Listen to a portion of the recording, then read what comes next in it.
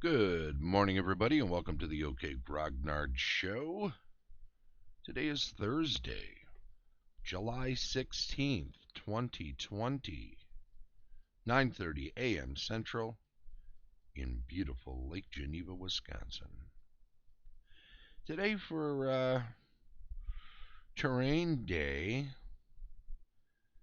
I put together a slideshow of a bunch of photos taken of table terrain at GaryCon 2014 through 2019. There are some amazing things on display, and I will leave it to you to enjoy them. And I'll chime in from time to time probably, but for now I'll just let you enjoy the visuals. Thanks.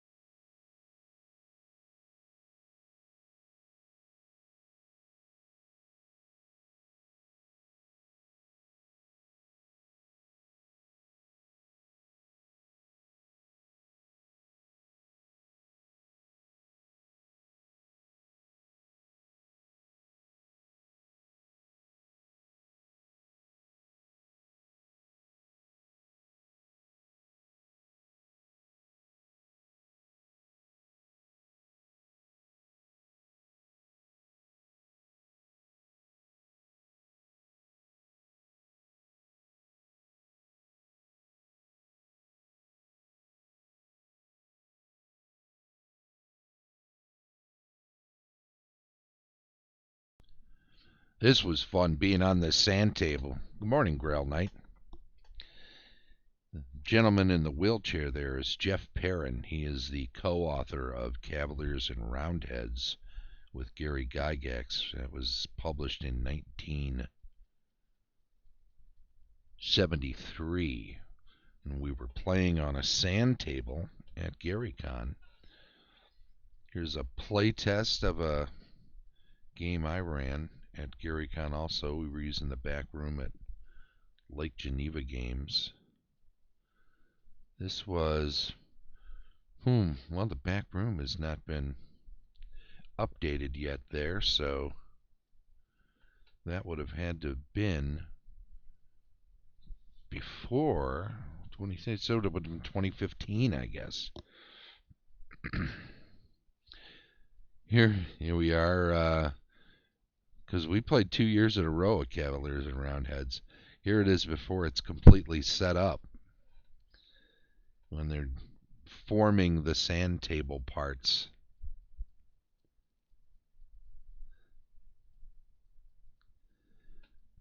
Pretty neat there. Michael Mornard seated, and Terry Coons, Rob Coons' older brother, now moving some miniatures around, standing there. Jeff Perrin on the right in the Hawaiian shirt.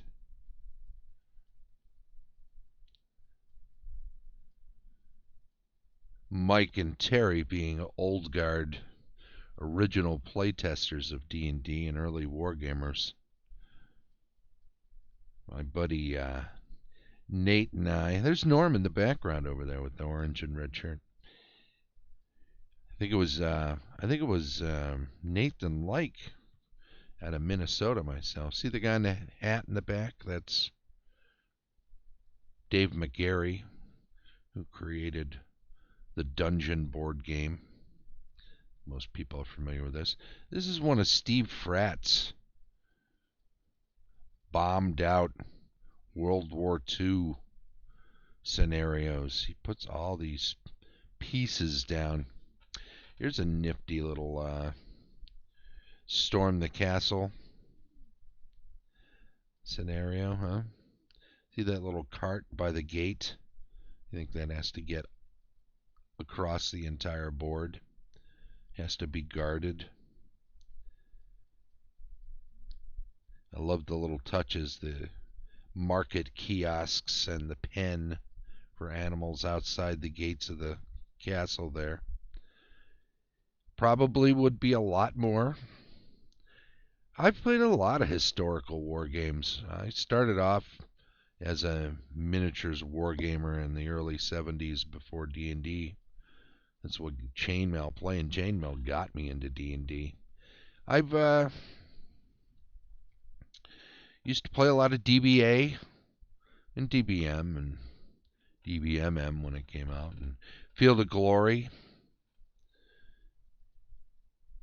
from Osprey. I played a lot of scenarios that were at conventions that I probably couldn't tell you the name of the system, but there were some big Age of Sail naval miniature war games we used to play at Games Plus a lot. Here's Jolly Blackburn. Is set up. He has this kind of a harbor scenario that he runs at the conventions with all of his 3D printed ships and piers and scatter terrain, all the crates and barrels and chests, carts, everything. So this is a busy, busy harbor, right? There's a lighthouse. That's pretty neat. Flames of War, I've done a little bit. Bolt Action also. Yeah, I've enjoyed both of those. Oh yeah, AD&D Battle System for sure.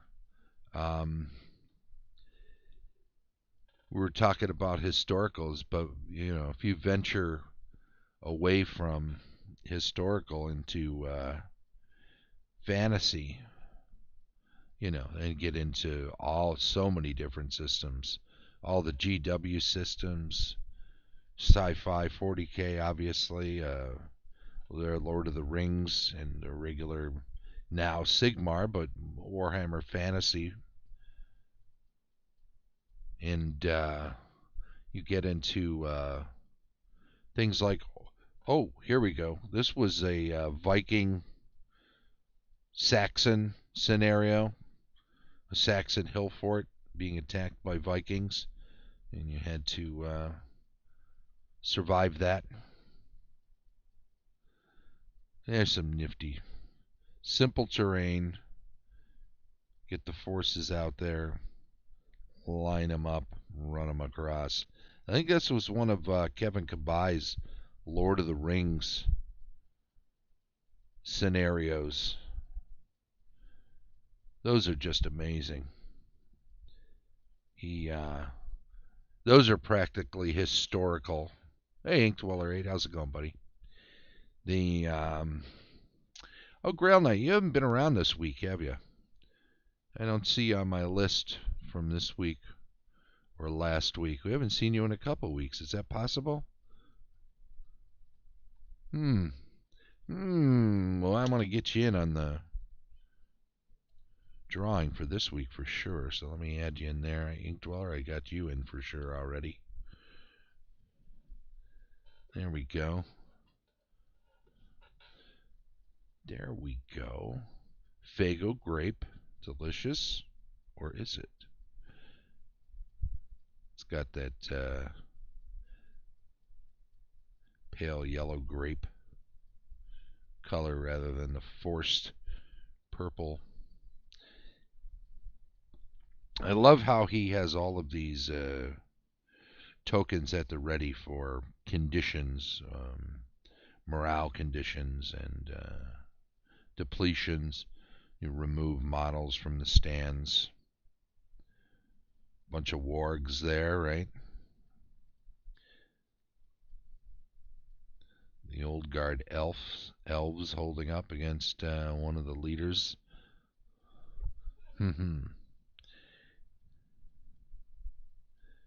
Oh, yeah.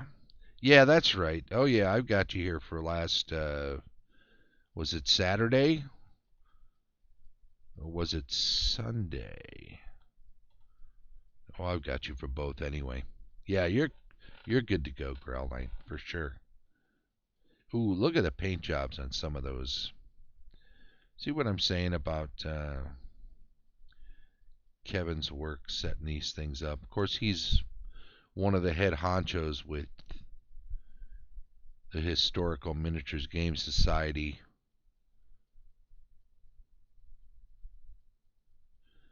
And in the Midwest chapter. Sunday, yeah, okay. Gotcha. Was this last year's GaryCon? That's a good question. This slideshow is just comprised of a bunch of images of any table I took a picture of that had table terrain from GaryCon's 2014 through 2019. So we've got 6 years worth of GaryCon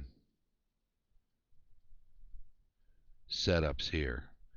This is pretty neat. This is one that I had set up.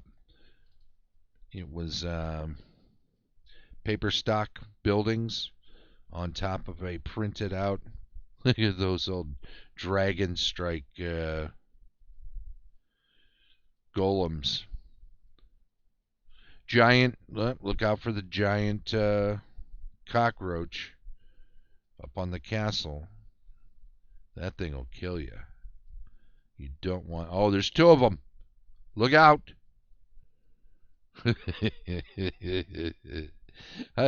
I get my big monsters wherever I can get them, and sometimes that means taking a cue from the early gamers and buying stuff at the dollar store, even if it's a big rubber spider or a big rubber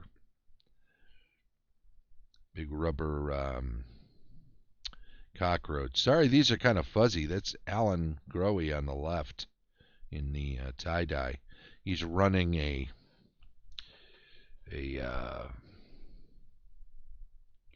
alien.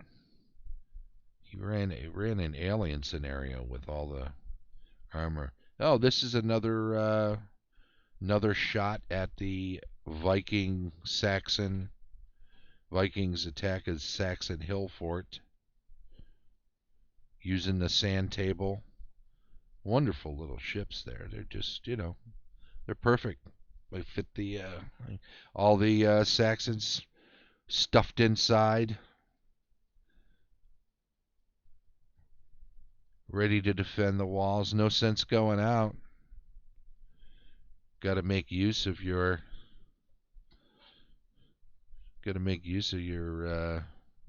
stockade fence there. Nothing wrong with that. I did the same with kids for a dino pack for my Tomb of Annihilation campaign. Oh yeah, dino packs. Those are great. They used to modify, I think the first dragon miniature that they used in a game. Got some pictures of it somewhere. I'll have to dig those up for one of these weeks for a miniature slideshow from some of the thing. Although, this is as much miniatures as it is terrain. But one of the first dragons ever used in a D&D game was really a dinosaur miniature with a pair of Halloween bat wings. There's my buddies. There's Brian and Keith and Dex. They clobbered us, me and oh gosh, was it old Bill? I'll have to think about that. It'll come to me in a minute. But we played, me and another of the old guard played against these three young bucks, the Sloans and Dex Briggs, who I've been doing Saturday night D&D games with since GaryCon 2. So I love that. Keith Sloan, by the way, has some AD&D adventures he authored that were put out by Expeditious Retreat. So if you're ever interested in some of his great work, Dex lording it over. It's such a great shot. Going up the hill, people fighting downhill. I really love that. Yeah, there's one thing about the sand table too. You got to really dig in those fences, or they're going to start to look at all the dead. It was certainly a good idea too to keep the dead out on the field. I think that makes it a lot more fun when the bodies start piling up. I know that sounds cruel. Hope I don't get quoted out of context. But I love a good war game. Gotta say that for sure. There's some reinforcements coming for the Saxons. Probably too late. Fording the river down the way. There's still a fair number of them defending.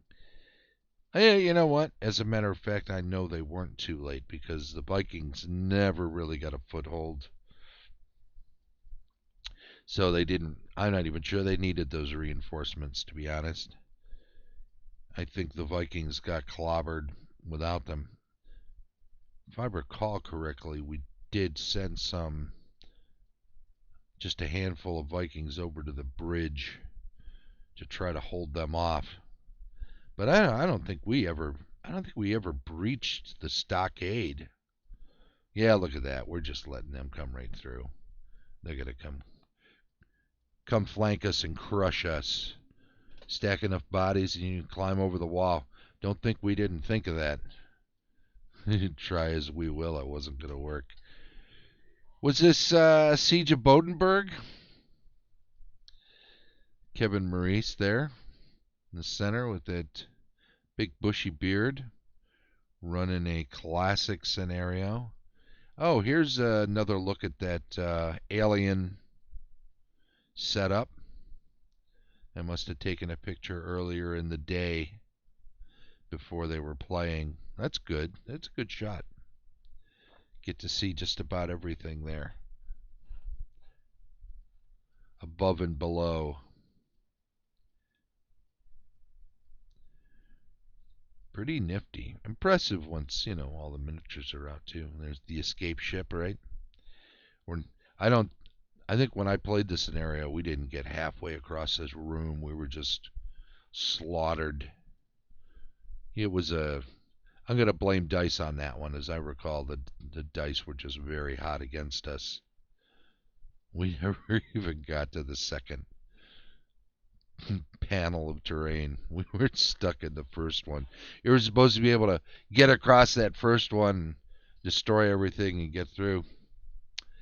Now, what was this scenario? I think this was another Dark Ages scenario. Here's Kevin set up. That's Kevin's wife back there in the blonde hair. She's a hell of a wargamer herself. And here we go. Yep, that's all these. There's a treants in the back there. So you can tell it's a Lord of the Rings scenario. There's Kevin in the back right, sitting down.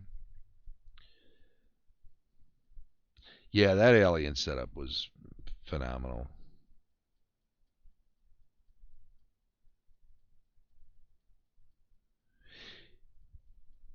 Sea Krieg was the name of the system you were using, a naval war game, when you were at Gen Con in Wisconsin back in the Milwaukee days, or are we talking even further back?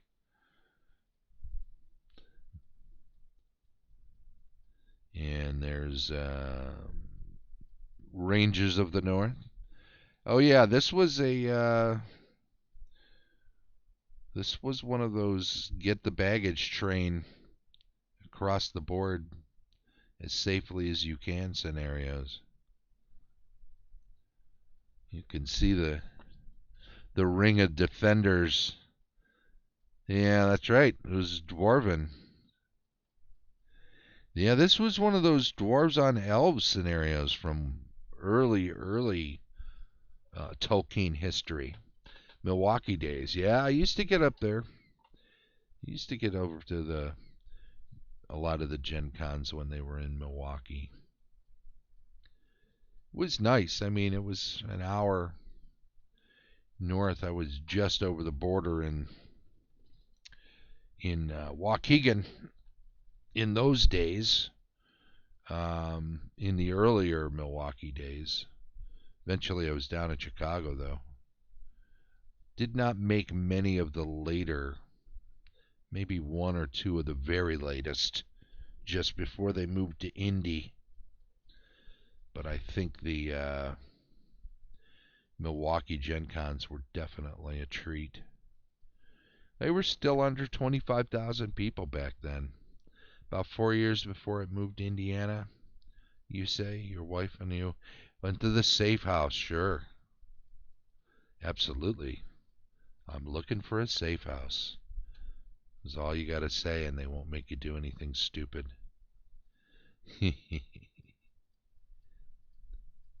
That's kind of fun. Oh, they also take bribes. I'm sorry, tips. But, Big Brian on the right, Dex in the middle left there, or left turned sideways. Oh, yeah, here you go. Here's a nice World War II scenario. Couldn't tell you what it is. There's another look at the alien scenario. I must have been walking by and just snapped a little pic. The Moat House. They did a nice job with this. You could take the lids off of the various sections so that you could play the interior of the moat house and run that scenario. Once we can safely get back to conventions, look forward to meeting you in person. You too, man. Absolutely, Growlane, for sure. We're uh, we're getting a chance in this time to interact online with a lot of people that, you know, two ships in the night would have probably posted in the same groups and read one another's posts under other circumstances, but our lives would be so busy that it would be a quick read and maybe not even know who was writing it. Look at the old plastic, plastic army soldiers. They're good to use. I like the medievals. Obviously, you've seen some pictures of ones that I've based up. Got some corn dogs on the right there. Heat those babies up. Good convention food, right? So it would appear in this scenario that they're crossing the bridge and we haven't seen the deployment of their opponents yet. Oh, there's the alien setup again. So often I would make my way around the convention and just take as many pictures as I can, even of games that I wouldn't be playing in, because it's good to have them, right? Good to have a record of all the games we've played and the fun we've had. Hey, Alex Fire, how you doing, buddy? Thanks for stopping in. Just doing a little slideshow of big terrain games from Bloomville. So it's Bloomville because, of course, it's Alan Hammock running a scenario of Boot Hill, which was one of Brian Bloom's claim to fames. Yep, Growl Night, Jinx, said it at the same time. These were from Gary Conn's 2014 through 2019. And I just took Steve Fratt, got a set up there.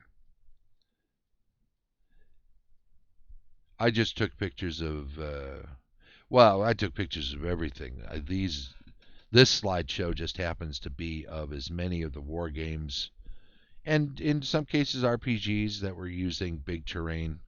Look at that dragon up there, ready to go, being defended. Oh yeah, here we go. This might be John Bobek's Little Wars scenario. He ran the original H.G. Wells Little Wars rules and would use working artillery pieces that would shoot rubber bands or little plastic balls, and whatever plastic army men on the other side were knocked down, or on your own side if you misfired, were knocked down in the process of shooting. Those would be the dead. They'd get plucked from the table. And these scenarios that he ran for Little Wars rules were, oh yeah, it's the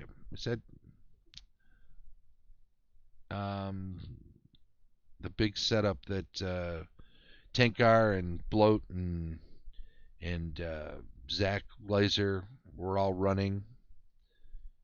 Was it Tomb of Horrors? It was one of the classics. Maybe it wasn't Tomb of Horrors, but it was one of the classic D&D scenarios, all laid out with Dwarven Forge. This, of course, one of those amazing Jolly Blackburn setups. He always has a table near the Kenzer booth so that he can run games while keeping track of stuff. I love those. Man, those are disgusting, aren't they? Kevin Kabai running. Ooh, I'm guessing this is another Lord of the Rings scenario, but from. Oh, yeah.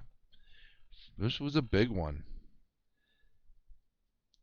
So historically, off the top of my head, I could never guess. But this must be in the East. I'm sure this is pre-War of the Rings.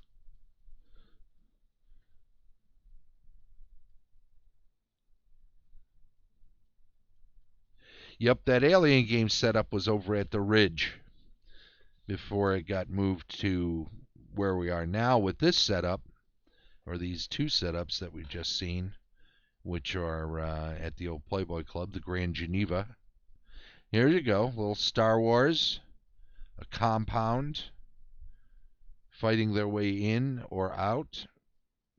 Probably, this was a neat idea. Look at how he sets up his rooms, his various dungeon sections in, I'm going to go back to that one, in like these Tupperware container type things, and they all fit, so he can just put the lids on them, and then he doesn't actually have to pull them out to play. It's a great idea. Absolutely. Yep, genius.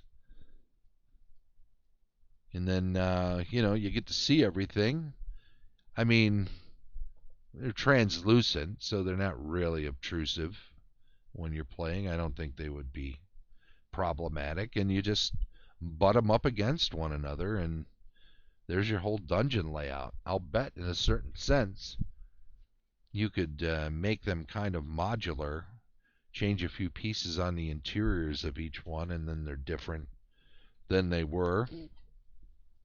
And then, of course, set them up against one another in various different configurations.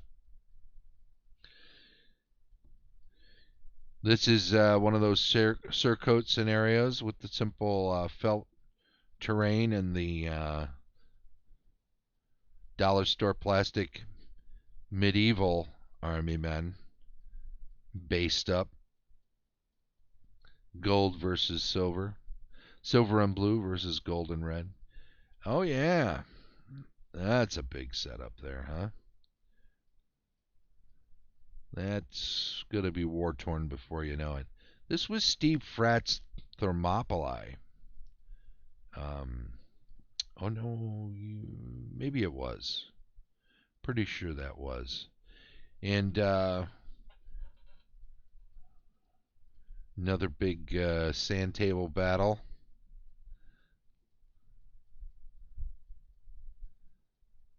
Looking pretty good there. Boy, I love those knights.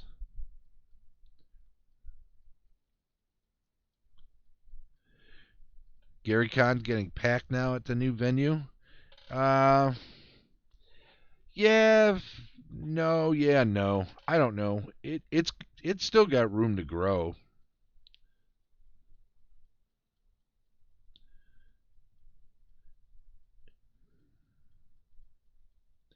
It's still got room to grow.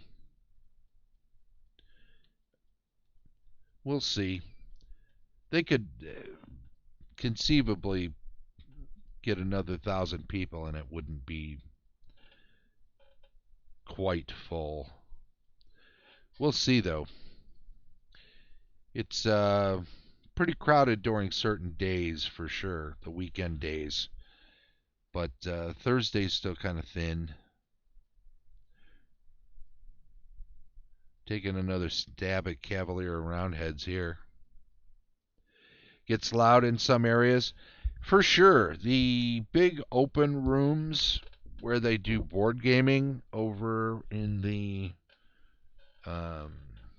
annex or whatever they call that over there, that gets a little too loud for me. But I don't play. I'll play one or two maybe board games if I can get in on a game of heck. There's a sci-fi game that I really love trying to get in on every year. I can't think of the name of it. Zia, that's it. If I can get in on a game of Zia, I'll wind up over in that area. And every now and then they'll throw an RPG over in there. Hey, how's it going, Heath? Good day from down under, he says. Thank you. Good day to you, buddy. We just had a nice little Gary Con 2014 to 2019 table terrain slideshow. It was a little quiet at first. I just let it run. Once some people started showing up, I decided I should chime in and let people know what they're looking at. But we've gone through it. I'll tell you what, I'm going to end the show, but then maybe I'll just pop the slideshow back on and let it run for a while in case people show up late and want to check it out. But let me say this. Thank you very much, everybody who's following the channel, especially those that pop in on the stream chat and say hello. It's very helpful. We'll get you in on that drawing, too. Do a weekly drawing. Just a giveaway where somebody, it's a special little gift. Some random person who's been a follower and chimed in on the stream chat. If you're catching up with this on YouTube, thank you so much. Also, hit the subscribe button. You get notifications when we pop up new videos. Give us a thumbs up if you like what you see. Make a comment. Give us some feedback. It'd be greatly appreciated. I definitely want to say tomorrow, Building Adventures. We're doing some cartoon stuff on Saturday. I think we might shift off the Conan stuff. They're giving me too much grief. They let the first 5 through, but now I'm having to fight to get the 6th one recognized as a review. So maybe we'll shift off of those onto those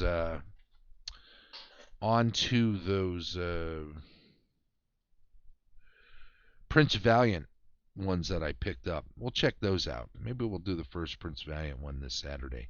Rules retrospective on Sunday, Monday the weekly news and the giveaway. Cartography and world building on Tuesday, campaign discussion on Wednesday with a focus on my Grimwald campaign, and then we'll be back round on Thursday again. I want to thank everybody one more time for popping in on the Twitch channel and or YouTube, wherever you manage to catch this. It's very kind of you to take some time out and have a look at what I'm doing here with the OK Grognard Show. This was episode 126. Can you believe it? Just keeps going on. And I know I set this up in such a way that even after the store reopens, I should be able to continue doing these because it's early in the day before the store even opens, and it doesn't take up too much time, really. So I hope I'll be able to continue these. And we will see you tomorrow if you get the chance. Thanks so much.